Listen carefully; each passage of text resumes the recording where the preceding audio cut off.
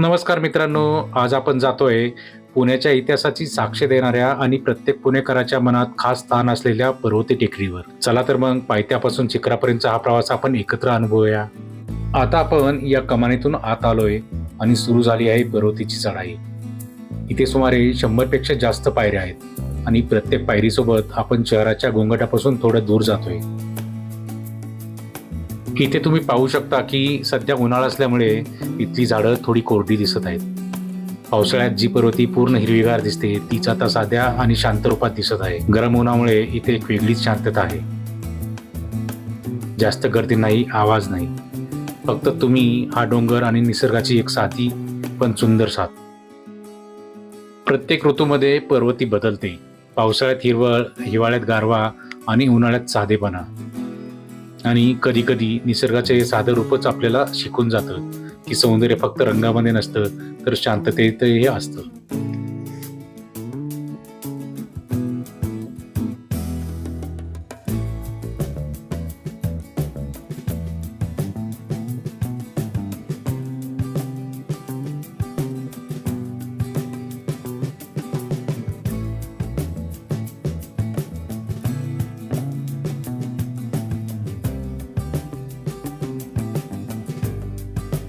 थोडं वर आलो की मागे वळून पाहिलं तर संपूर्ण पुणे शहर आपल्या डोळ्यासमोर उभं राहतं.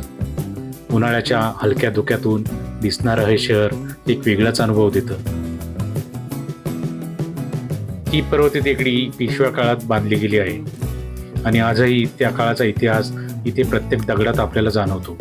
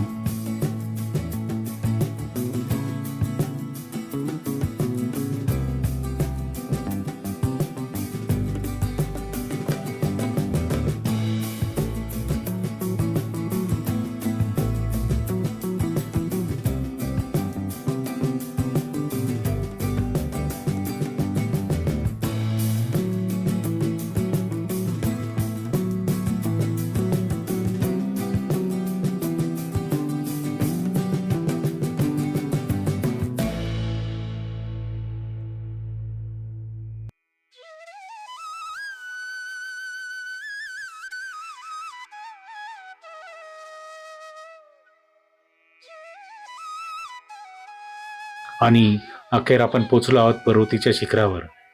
इथे आल्यावर सगळा थकवा कुठे नाहीसा होतो ते कळतच नाही.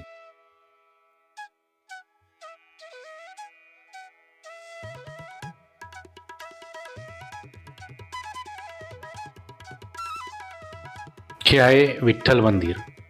भगवान विठ्ठल आणि रुक्मिणी यांच्या मूर्ती इथं आपल्याला पाहायला मिळतात. वारकरी संप्रदायासाठी हे खास असे मोठे श्रद्धास्थान आहे.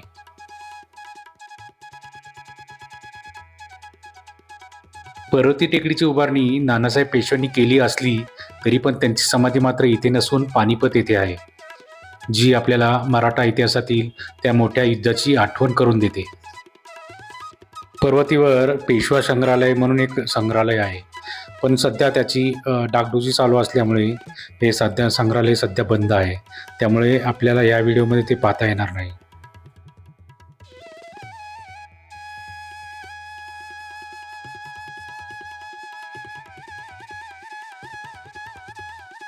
पर्वतीवर हे आहे देवदेवेश्वरांचं मंदिर. हे पर्वतीवरील सर्वात महत्त्वाचं आणि प्रमुख मंदिर आहे.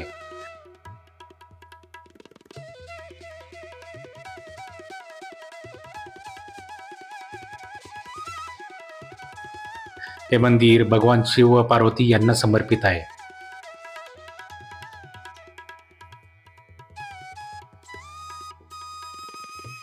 हे मंदिर नानासाहेब पेशवा यांनी 18व्या शतकात बांधलं होतं. असं मानलं जातं की त्यांच्या आईला म्हणजे काशीबाईंना इथे प्रार्थना केल्यावर त्यांचं आरोग्य सुधारलं होतं. त्यामुळे त्यांनी हे मंदिर इथं उभारलं. या मंदिराचे वैशिष्ट्य म्हणजे मंदिरात शिवलिंग व पार्वतीची मूर्ती आहे.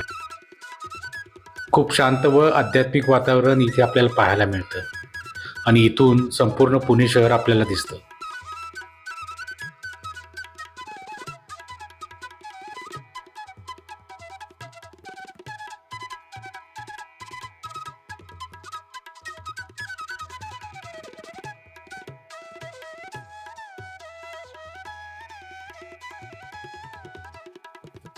या मंदिराच्या आवारातच आपल्याला सूर्यनारायण मंदिर, गणपती मंदिर, भवानी मंदिर आणि जनार्दन विष्णू मंदिर अशी मंदिरे आपल्याला पाहायला मिळतात.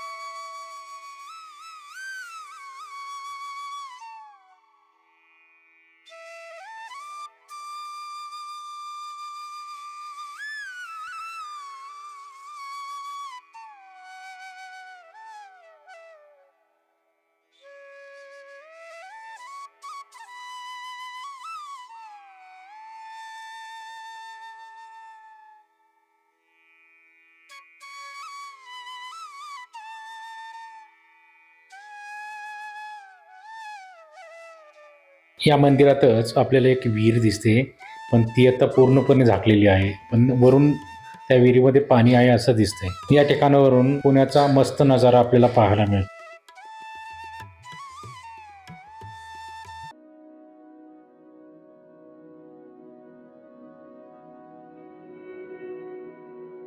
इथे या ठिकाणी पेशव्यांच्या दरबारातील काही प्रसंग असे शिल्पफलक केलेले दिसतात.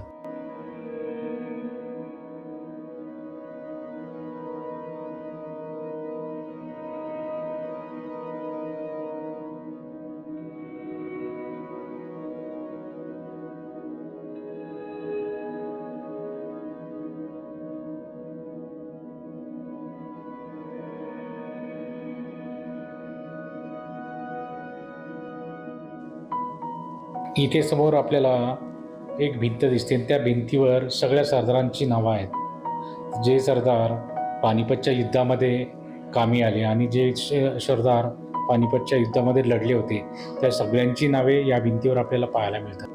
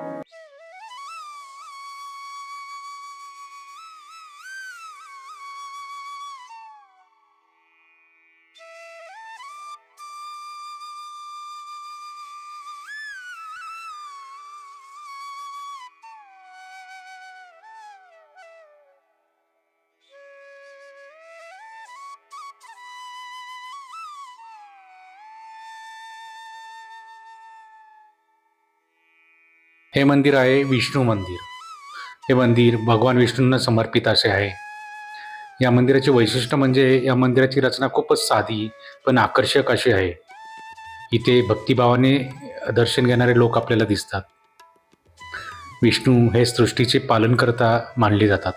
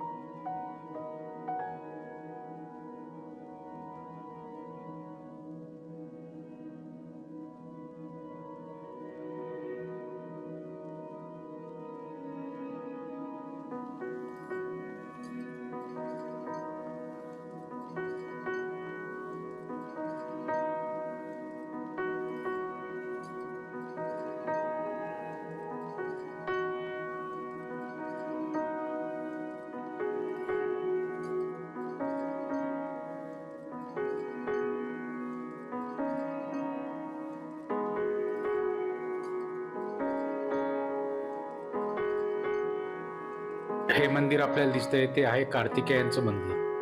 भगवान शिव व पार्वती यांचा पुत्र कार्तिकेयन यांना हे मंदिर समर्पित आहे.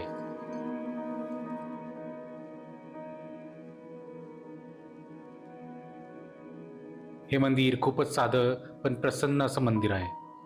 इथे गर्दी कमी असल्यामुळे खूप शांत अनुभव आपल्याला मिळतो.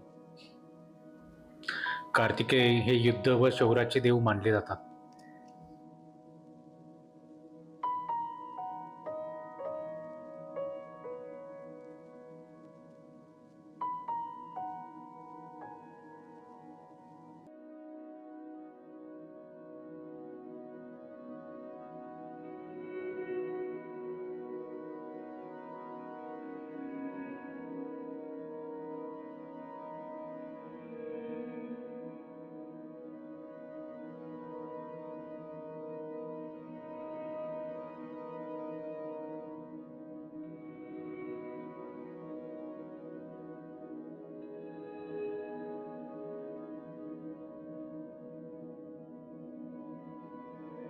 या ठिकाणी आपल्याला ना जेवढे पेशवे होऊन गेले ना त्या सगळ्या पेशव्यांची कारकीर्द कशी होती आणि त्यांच्याविषयीची माहिती, त्यांचे काल्पनिक फोटो इथे आपल्याला पाहायला मिळतात.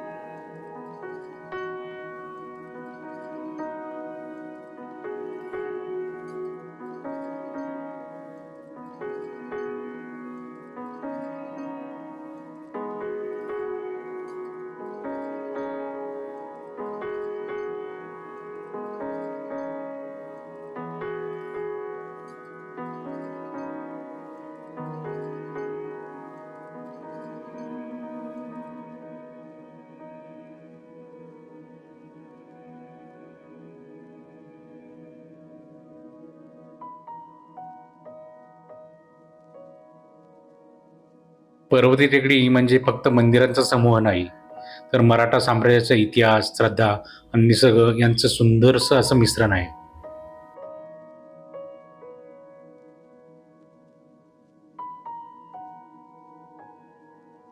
तुम्हाला हा व्हिडिओ कसा वाटला हे नक्कीच सांगा. व्हिडिओ आवडला असेल तर व्हिडिओला लाईक करा, कमेंट्स करा, व्हिडिओ शेअर करा आणि तुम्ही अजूनही या चॅनलला सबस्क्राईब केलं नसेल तर चॅनलला नक्की सबस्क्राईब करा. धन्यवाद.